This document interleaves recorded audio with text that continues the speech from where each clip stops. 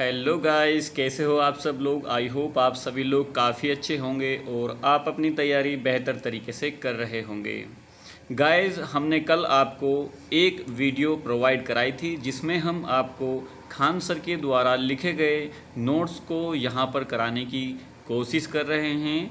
आप किसी भी एग्ज़ाम की तैयारी कर रहे हैं, हम इस दृष्टि से इस पीडीएफ को और इस सीरीज को आप लोगों को प्रोवाइड कराने की कोशिश कर रहे हैं ताकि आप जो भी एग्ज़ाम देने की तैयारी कर रहे हों उसमें आप अच्छे से मार्क्स गेन कर पाएँ। और यहाँ पर हम इन नोट्स के माध्यम से आपको उन सभी बारीक तथ्यों को यहाँ पर आपको अच्छे से समझाने की कोशिश कर रहे हैं ताकि आप कम समय में एक अच्छी प्रिपरेशन कर सकें। गाइज़, आपने कल की वीडियो में देखा कि हमने यूरोपियंस का किस प्रकार भारत में या भारत की धरती पर आगमन हुआ, उनके उद्देश्य क्या रहे और उन्होंने यहाँ पर आकर के कौन कौन सी संधियाँ की और यहाँ पर कुछ हमने युद्ध भी देखे। आज हम इस वीडियो में बंगाल में अंग्रेजी प्रभुसत्ता के बारे में हम आपको यहाँ पर डिस्कस करने वाले हैं। देरी न करते हुए हम इस वीडियो को स्टार्ट करते हैं। यहाँ पर आप देखेंगे सन 1717 ईस्वी में मुर्शीद कुली खां बंगाल का सूबेदार या जिसको नवाब भी कहा जाता था, वो दोस्तों यहाँ पर बन चुका था। इसी समय से व्यवहारिक रूप में स्वतंत्र कार्य करने लगा। इसने ढाका के स्थान पर मुर्शिदाबाद को अपनी राजधानी बनाया। यह बंगाल का पहला नवाब था जिसने अंग्रेज़ों द्वारा दस्तक अधिकार पत्र का दुरुपयोग किया। गाइस, 1727 ईस्वी में मुर्शीद कुली खां की मृत्यु के बाद शुजाउद्दौला बंगाल का नवाब बना।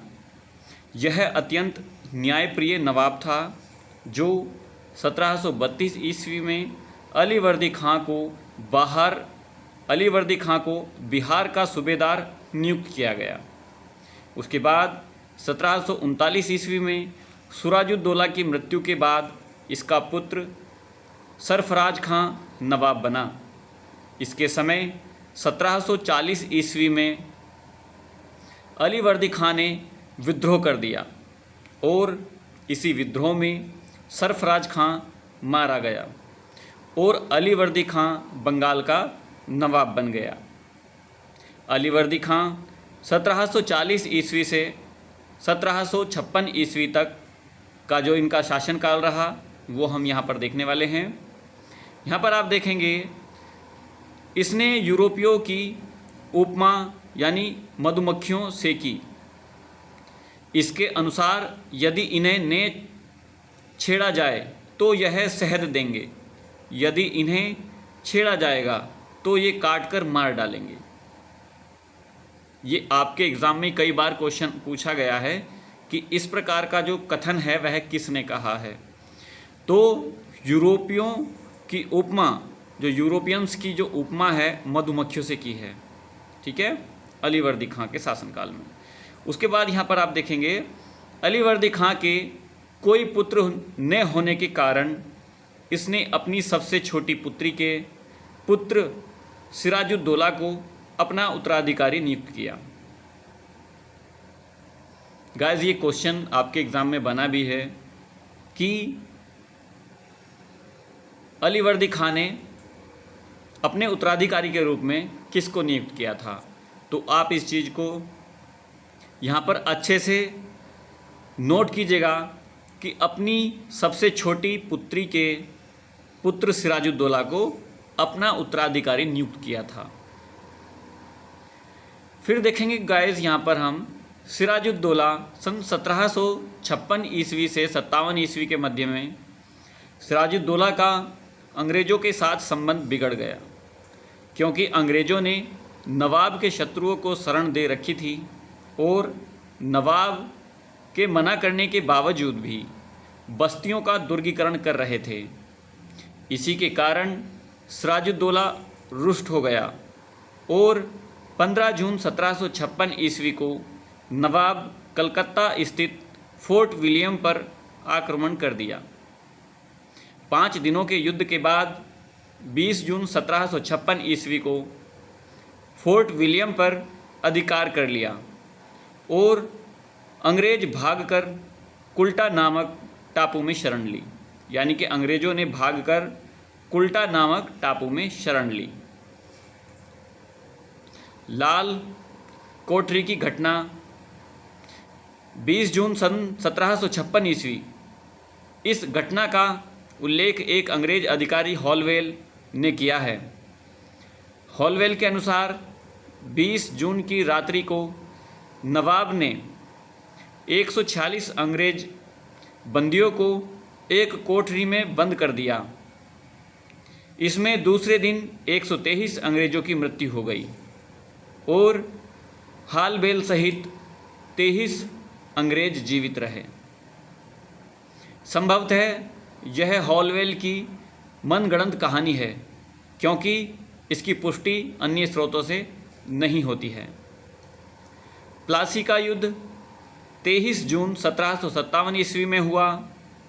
प्लासी भागीरथी नदी के तट पर स्थित है।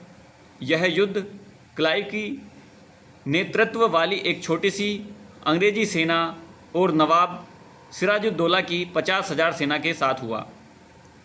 युद्ध प्रारंभ होते ही मीर जाफ़र अपनी सेना लेकर अलग हो गया।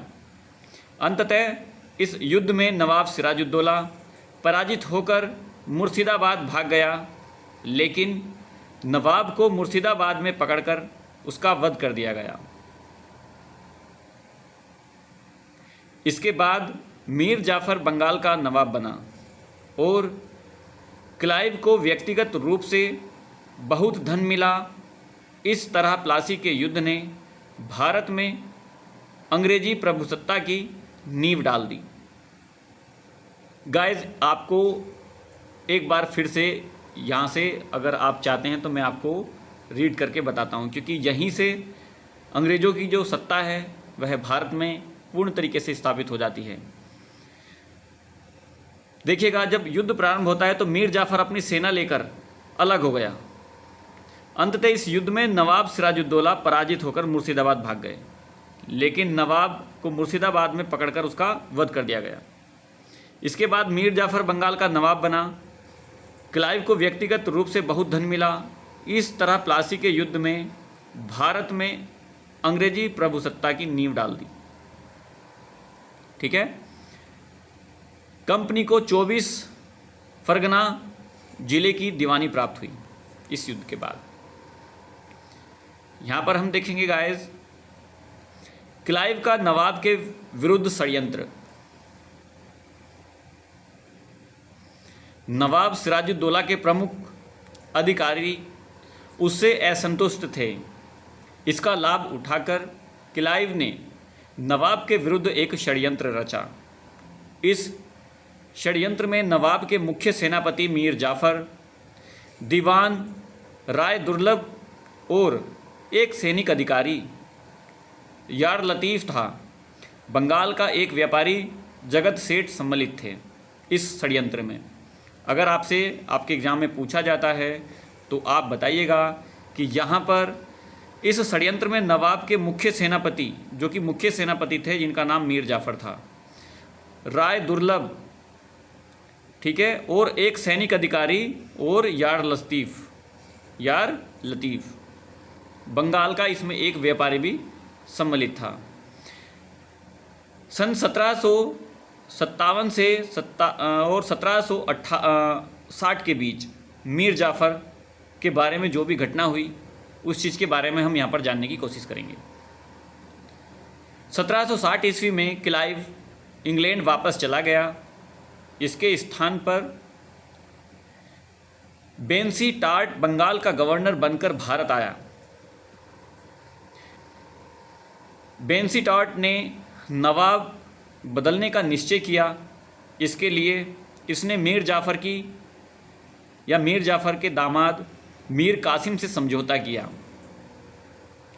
समझौते के अनुसार मीर कासिम को नवाब बनाया जाएगा। बदले में मीर कासिम कंपनी को वर्धमान, मिदनानपुर और चटगांव जिलों की दीवानी और अधिकारियों को धन देगा। इसके बाद बेंसी टॉड ने मीर जाफ़र के सामने यह प्रस्ताव रखा कि वह मीर कासिम को नवाब सूबेदार नियुक्त कर दे और प्रशासन के सारे अधिकार सौंप दे। इससे असंतुष्ट होकर मीर जाफ़र ने नवाब पद से इस्तीफा दे दिया और मीर कासिम नवाब बन गया। मीर कासिम 1760 से 1763 ईस्वी के मध्य मीर कासिम ने मुर्शिदाबाद के स्थान पर मुंगेर को अपनी राजधानी बनाया। गाइस, ये क्वेश्चन आपके एग्ज़ाम में कई बार पूछा गया है। यहाँ पर आप बताइएगा कि मुर्शिदाबाद के स्थान पर मुंगेर को अपनी राजधानी बनाने वाला शासक कौन था। ठीक है, तो आप यहाँ पर बताएंगे मीर कासिम। इसने मुंगेर में तोप खाने एवं बंदूक निर्माण करने का कारखाना स्थापित किया। इसने अपनी सेना को यूरोपीय ढंग से प्रशिक्षित करने के लिए एक जर्मन अधिकारी वाल्टर रिनहार्ड समरू को नियुक्त किया। 1763 ईस्वी में मीर कासिम ने संपूर्ण बंगाल को व्यापार कर से मुक्त कर दिया। इस घटना से अंग्रेज आग बबूला हो गए और अंग्रेजों ने मीर जाफ़र को पुनः नवाब घोषित कर मीर कासिम के विरुद्ध युद्ध छेड़ दिया। देखिए, अंग्रेज भी काफ़ी चालाक थे उस समय पर। यही वजह थी कि एक समय में वह यहाँ पर आते हैं एक मुसाफिर के तौर पर और धीरे धीरे करते हुए देखते ही देखते वह पूरे भारत पर कब्जा कर लेते हैं। इससे यह पता चलता है कि वह स्टार्टिंग से ही उनकी जो मंशा थी वह कहीं ना कहीं पर पूरी होती हुई नज़र आ रही थी। 1765 ईस्वी में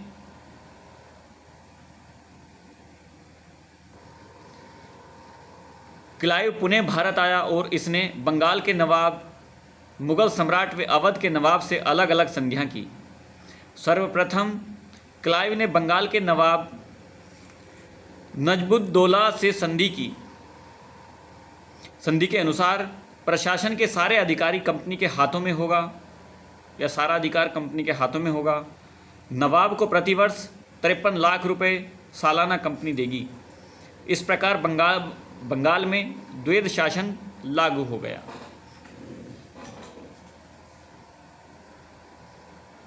बक्सर का युद्ध 23 अक्टूबर 1764 ईस्वी मीर कासिम अंग्रेजों से परास्त होकर शुजाउद्दौला के पास पहुंचा। इस समय वहां मुगल सम्राट शाह आलम द्वितीय भी उपस्थित थे। इन तीनों ने अंग्रेजों के विरुद्ध संयुक्त मोर्चे का निर्माण किया और तीनों अपनी सेना लेकर बक्सर पहुंचे और अंग्रेजों से युद्ध किया। अंग्रेजी सेना का नेतृत्व हेक्टर मुनरो ने किया था। इस युद्ध में संयुक्त मोर्चे की शक्तियां पराजित हुई और मीर कासिम युद्ध भूमि से भाग गया, जबकि शुजाउद्दौला और शाह आलम यानी कि शाह आलम द्वितीय ने आत्मसमर्पण कर दिया। इलाहाबाद की प्रथम संधि 12 अगस्त 1765 ईस्वी। इलाहाबाद की प्रथम संधि मुगल सम्राट शाह आलम सेकंड से हुई। इस संधि की मुख्य शर्तें इस प्रकार है। कंपनी अवध के नवाब से इलाहाबाद एवं कड़ा 2 जिले लेकर मुगल सम्राट को देंगे। कंपनी मुगल सम्राट को 26 लाख रुपए पेंशन के रूप में देगी। मुगल सम्राट बंगाल, बिहार व उड़ीसा की दीवानी कंपनी को प्रदान करेगा।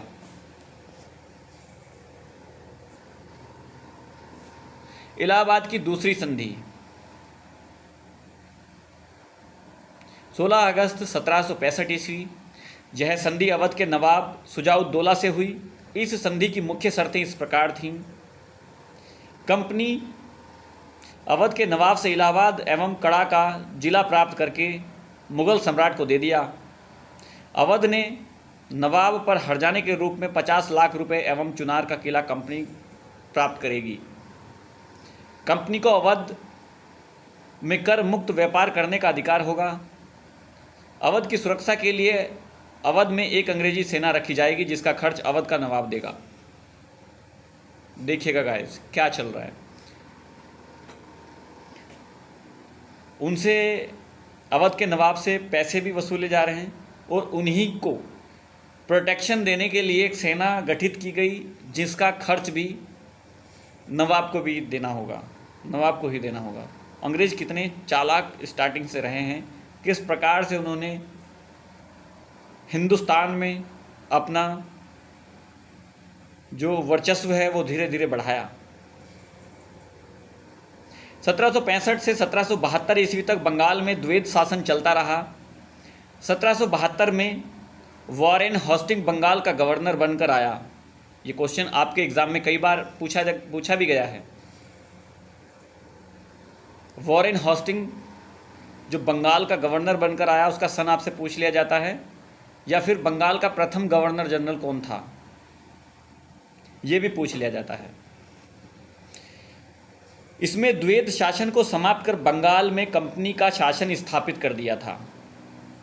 यानी अब वहाँ पर जिस प्रकार से द्वैध शासन लगा हुआ था उस द्वैध शासन को इसने पूरी तरीके से समाप्त कर दिया। यानी कि अब पूरी सत्ता इन्होंने अपने हाथों में ले ली थी। आंग्ल मैसूर संघर्ष 18वीं शताब्दी के मध्य में मैसूर में चिक्का कृष्णराज नामक शासक कर रहा था। चिक्का कृष्णराज नामक शासन कर रहा था, लेकिन वास्तविक शक्ति नंदराज के हाथों में थी। इसी समय मैसूर की सेना में हैदर अली नामक एक व्यक्ति सिपाही के रूप में भर्ती हुआ जो एक दिन मैसूर का शासक बना। हैदर अली का जन्म 1721 ईस्वी में बूढ़ीकोटा नामक स्थान पर हुआ था। इसके पिता फतेह मुहम्मद मैसूर की सेना में एक सिपाही थे जो एक युद्ध में मारे गए। बड़ा होने पर हैदर अली मैसूर की सेना में भर्ती हुआ। हैदर अपने गुण और योग्यता के कारण 1755 ईस्वी में डिंडी गुल का फौजदार नियुक्त हुआ। डिंडी गुल के फौजदार के रूप में फ्रांसीसियों के सहयोग से एक आधुनिक शस्त्रागार की स्थापना जो है इन्होंने की। उसके बाद 1759 ईस्वी में मराठों ने मैसूर पर आक्रमण किया। हैदर ने नेतृत्व में मैसूर की सेना मराठों को पराजित कर मैसूर से बाहर खदेड़ दिया। 1760 ईस्वी में चिक्का कृष्णराज की मृत्यु के बाद हैदर अली मैसूर का स्वतंत्र शासक बन गया। अंग्रेज प्रारंभ से ही हैदर को अपना शत्रु मानते थे, क्योंकि हैदर ने अपने उत्कर्ष और फ्रांसीसियों की मदद ली थी। प्रथम आंग्ल मैसूर युद्ध, गाइज ये आपके एग्जाम में यहाँ से कई बार पूछा गया है कि प्रथम आंग्ल मैसूर युद्ध कब हुआ था, है ना। तो आपको याद रखना है 1767 ईस्वी से 1769 ईस्वी के बीच में हुआ था, ठीक है। इस युद्ध का मुख्य कारण मद्रास की अंग्रेजी सरकार तथा मैसूर के बीच कर्नाटक का सीमा विवाद था। सर्वप्रथम 1767 ईस्वी में जोसेफ स्मिथ के नेतृत्व में अंग्रेजी सेना ने मैसूर में आक्रमण किया। प्रारंभ में हैदर पराजित हुआ, लेकिन बाद में इसने अंग्रेजी सेना को पराजित कर दिया। मद्रास तक पीछा करते हुए आया। अंततः अंग्रेजों ने संधि की याचना की। परिणामतः मद्रास की संधि हुई। मद्रास की संधि कब हुई गाइस, यहाँ पर आप देखेंगे, इसका भी सन आपसे पूछा जाता है, क्योंकि ये स्टेप बाय स्टेप आप यहाँ पर देख रहे होंगे। हैदर अली काफ़ी अच्छा शासक था उस समय पर अंग्रेज़ों के खिलाफ, जिसने लोहा लिया और उनको कई बार परास्त करने का भी प्रयास किया और जिसमें वो सफल भी हुए। मद्रास की संधि 1769 ईस्वी में हुई। यह संधि हैदर अली और मद्रास की अंग्रेजी सरकार के बीच हुई। इसकी शर्तें निम्न थी। गाइस, आप यहाँ पर एक चीज़ देख रहे होंगे, जब भी अंग्रेज किसी को पराजित करते थे या खुद भी पराजित हो जाते थे तो प्रस्ताव भेजते थे कि हम संधि करने वाले हैं, और चालाक इतने थे कि उस संधि में उनसे पैसा लेते थे, उस संधि में उनसे पैसा लेते थे।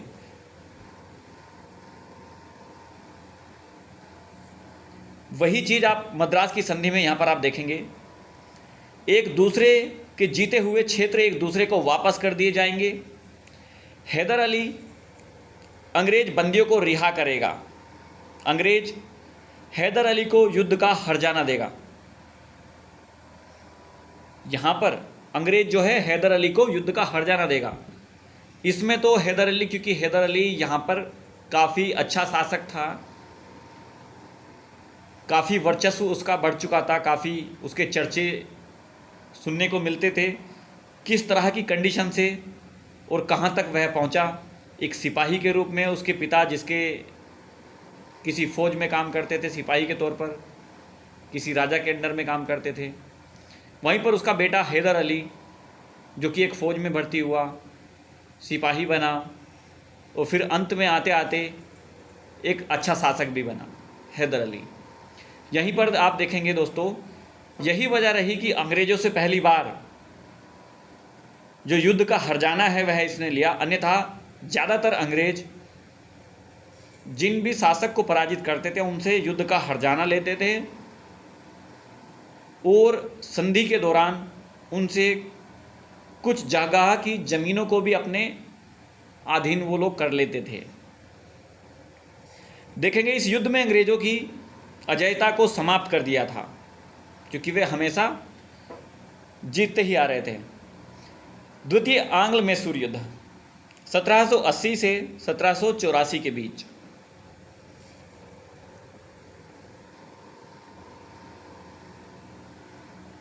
इस युद्ध का मुख्य कारण अंग्रेजों ने फ्रांसीसी बंदरगाह माही पर अधिकार कर लिया, जो हैदर अली के राज्य के अंतर्गत था। संधि तो कर ली अंग्रेजों ने, लेकिन जिसकी दूरदृष्टिता इतनी गहरी हो और वो ये चाहता हो कि एक दिन पूरे हिंदुस्तान पर वो अपना कब्जा कर ले, तो वो किस तरह से चुप बैठने वाला था। उन्होंने फ्रांसीसी बंदरगाह पर ही अपना कब्जा कर लिया, जो कि हैदर अली के राज्य में वो आता था। इस घटना से हैदर अली अंग्रेजों से नाराज हो गया और अंग्रेजों के मित्र राज्य कर्नाटक पर आक्रमण कर दिया। कर्नाटक के नवाब मोहम्मद अली हैदर के विरुद्ध अंग्रेजों से सहायता मांगी। कर्नाटक के जो नवाब थे मोहम्मद अली हैदर, ठीक है, मतलब मोहम्मद अली इनका नाम था। इन्होंने हैदर के विरुद्ध अंग्रेजों से सहायता मांगी, क्योंकि जो कर्नाटक के नवाब हैं वह अंग्रेजों के मित्र थे, ठीक है। तो इसलिए अपने मित्र से यानी कि अंग्रेजों से उन्होंने क्या किया, मदद मांगी। अंग्रेजों ने दो सेनापतियों के नेतृत्व में दो अलग अलग सेनाएं कर्नाटक भेजी। रास्ते में हैदर के पुत्र टीपू ने हेक्टर मुनरो की नेतृत्व वाली सेना को रोककर युद्ध करने लगा, जिसमें एक ही सेना कर्नाटक पहुंच सकी। परिणाम स्वरूप अर नदी में हैदर अली ने कर्नल बेली के नेतृत्व वाली अंग्रेजी सेना को पराजित कर दिया। 1782 ईस्वी में अंग्रेजों ने आयरकूट के नेतृत्व में एक सेना मैसूर पर आक्रमण किया, यानी कि अंग्रेजों ने एक आयरकूट का एक सेनापति बनाया जिसका वो नेतृत्व कर रहा था। और 1782 ईस्वी में मैसूर, जहाँ पर हैदर अली का जो राज्य था, वहाँ पर आक्रमण कर दिया और पोर्टो नोवा के युद्ध में हैदर अली को पराजित कर दिया। युद्ध में घायल होने के बाद हैदर अली की मृत्यु हो गई। काफ़ी वीर शासक हैदर अली दोस्तों यहाँ पर रहा, आपको देखने को मिला। किस तरीके से एक पिक्चर के तरह आपको ये कहानी, ये विषय आपको पढ़ाया जा रहा है। गाइस, अगर आप इस चैनल पर नए हैं तो प्लीज़ आप इस चैनल को लाइक, शेयर और सब्सक्राइब ज़रूर कर दीजिएगा। अगर आप खान सर को भी एक अच्छा टीचर मानते हैं तो प्लीज़ आप इस चैनल को सब्सक्राइब जरूर कर दीजिएगा, क्योंकि उनके नोट्स ये आपको हम यहाँ पर करा रहे हैं। हैदर अली की मृत्यु के बाद उसका पुत्र टीपू मैसूर का शासक बना। इसने युद्ध को जारी रखा और 1783 ईस्वी में इसने ब्रिगेडियर मैथ्यूज के नेतृत्व में अंग्रेजी सेना को पराजित किया। देखिए, हैदर अली की तरह उनका जो पुत्र था टीपू, वह भी काफ़ी अच्छा शासक रहा है।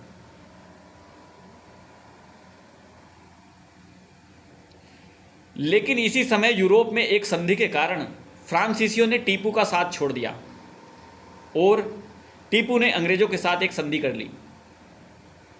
क्योंकि जब साथ में सेना ही नहीं होगी, अब वो अकेला क्या करेगा। अब इसने आत्मसमर्पण किया एक तरीके से देखा जाए तो, यानी कि संधि कर ली।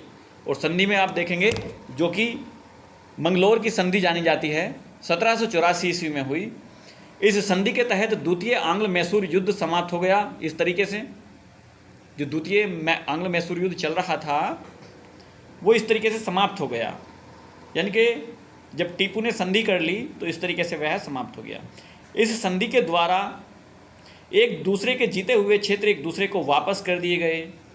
टीपू ने अंग्रेज बंदियों को रिहा कर दिया।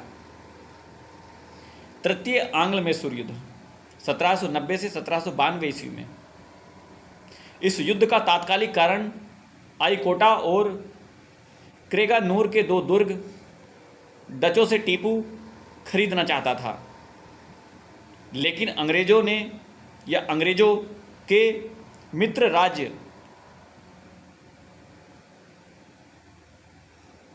त्रावणकोर ने खरीद लिया था। इस कार्य से टीपू नाराज होकर त्रावणकोर पर आक्रमण कर दिया। देखिए, जब हम किसी चीज़ को खरीदना चाहते हैं और वही चीज़ कोई और खरीद ले जो कि हमारी बहुत प्रिय थी, तो द्वेष की भावना आ जाती है। ठीक उसी प्रकार जब टीपू भी उस चीज़ को खरीदना चाहता था, लेकिन उसको किसी और ने खरीद लिया, तो उसने क्या किया, त्रावणकोर पर ही आक्रमण कर दिया। इसी समय गवर्नर जनरल लॉर्ड कॉर्नवालिस ने मराठा तथा निजाम से संधि करके सम्मिलित रूप से मैसूर पर आक्रमण कर दिया। मैसूर पर आक्रमण कर दिया क्योंकि मैसूर का शासक उस समय पर टीपू था, जो कि हैदर का पुत्र था।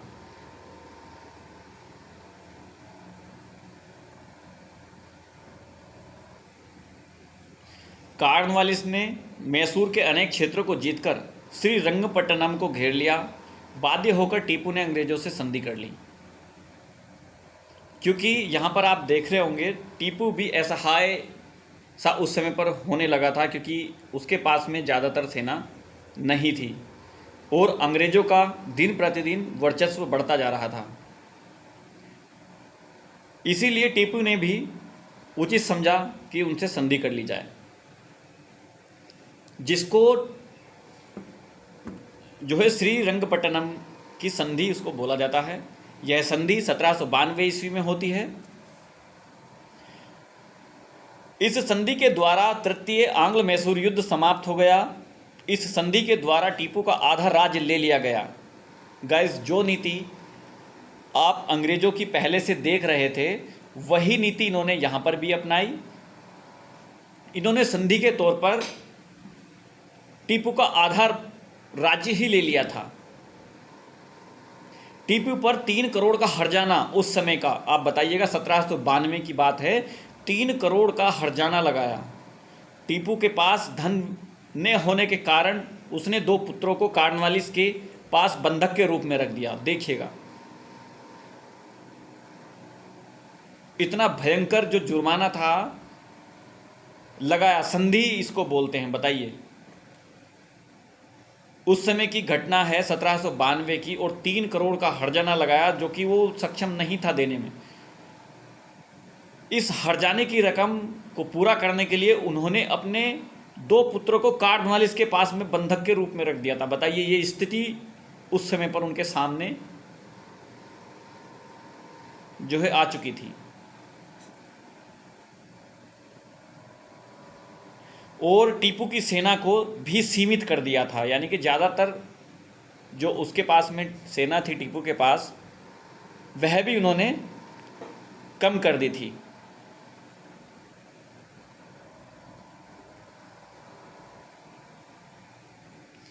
यहाँ पर आप देखेंगे चतुर्थ आंग्ल मैसूर युद्ध 1799 ईस्वी। इस युद्ध का कारण अंग्रेज governor general Lord Wellesley Tipu के पास सहायक संधि स्वीकार करने का प्रस्ताव भेजा, जिसे टीपू ने अस्वीकार कर दिया। परिणामतः 1799 ईस्वी में लॉर्ड वेलेस्ली ने मैसूर पर आक्रमण कर दिया। वेलेस्ली ने टीपू के अनेक क्षेत्रों को विजित करते हुए श्रीरंगपट्टनम के दुर्ग को घेर लिया। टीपू अंग्रेजों के युद्ध करते हुए या अंग्रेजों से युद्ध करते हुए दुर्ग के द्वार पर ही मारा गया और मैसूर अंग्रेजों के नियंत्रण में आ गया पूर्ण तरीके से। अंग्रेजों ने बौद्धयार वंश के 2 वर्षीय बालक कृष्णराज को मैसूर का शासक घोषित किया और इसे सहायक संधि स्वीकार करार देकर मैसूर पर अपना प्रभाव स्थापित कर लिया। देखिए कितने चालाक थे ये लोग। 2 वर्ष का बालक क्या राज्य चला सकता है?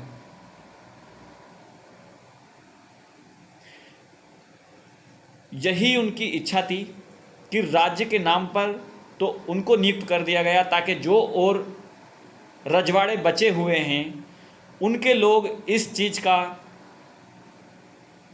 क्रोध ना खाते हुए उन पर आक्रमण ना करें या एकत्रित ना हो जाए या कि संगठित ना हो जाए। इसलिए उन्होंने 2 वर्ष के बालक को उसका उत्तराधिकारी बनाया, उसका नवाब बनाया, ताकि वो करेगा तो कुछ नहीं, सत्ता तो इनको ही चलानी थी, अंग्रेजों को ही। इसीलिए 2 वर्ष का बालक उसके हाथों में इन्होंने एक तरीके से सत्ता सौंप दी। और 2 वर्ष का बालक क्या कर सकता है वो आप भी जानते हैं।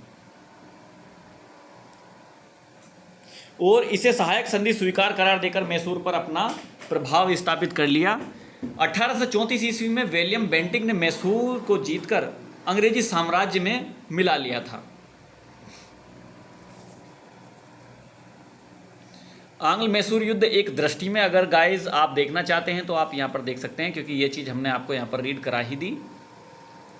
ठीक है, ये कहानी के तौर पर आपने अगर इस चीज़ को समझा है तो आपकी आई होप ये काफ़ी अच्छी तरीके से समझ में आया होगा। गाइस अगर आप इस चैनल पर नए हैं तो जल्द से जल्द इस चैनल को लाइक, शेयर और सब्सक्राइब कर दीजिएगा। टीपू सुल्तान 1782 ईस्वी से 1799 ईस्वी तक आप यहाँ पर देख चुके होंगे, जो कि हमने आपको रीड करा ही दिया है। हैदर अली की मृत्यु के बाद में इनको मैसूर का शासक बनाया गया था। ठीक है, फिर देखते हैं हम गाइज यहाँ पर आंग्ल मराठा युद्ध। गाइज इस वीडियो में केवल इतना ही, हम नेक्स्ट वीडियो भी आपको प्रोवाइड कराएंगे, क्योंकि हमारा मकसद है आप लोगों को छोटी छोटी वीडियो प्रोवाइड कराकर आप लोगों की नॉलेज को बढ़ाना और अच्छे तरीके से आप लोगों को इन चीज़ों को प्रोवाइड कराना, ताकि आप अपने एग्ज़ाम में अच्छा परफॉर्म कर पाएँ। चाहे आप रेलवे की तैयारी कर रहे हों या फिर आप किसी भी परीक्षा की तैयारी कर रहे हों जिसमें आधुनिक भारत के इतिहास से क्वेश्चन बनते हैं।